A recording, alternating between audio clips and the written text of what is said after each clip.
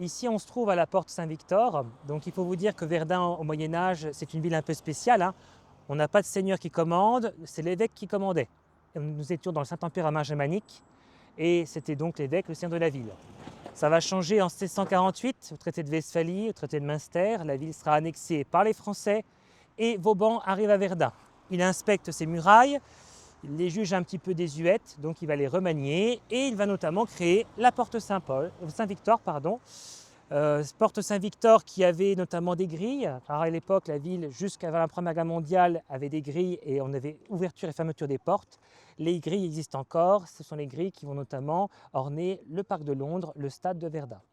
Ensuite, on a une petite église derrière, l'église Saint-Victor, qui est assez connue notamment pour une légende durant les guerres de religion, la légende de la Vierge aux clés.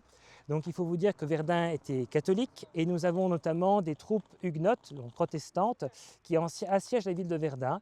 Et la légende voudrait que la ville était sur le point de tomber, sauf que une vierge est apparue en haut de la porte Saint-Victor et a repoussé les protestants. Le lendemain, les protestants étant partis, on a confié donc à cette vierge les clés et c'est devenu la Vierge aux clés qui est dans l'église Saint-Victor, ouverte rarement aux visites sur demande de la mairie essentiellement.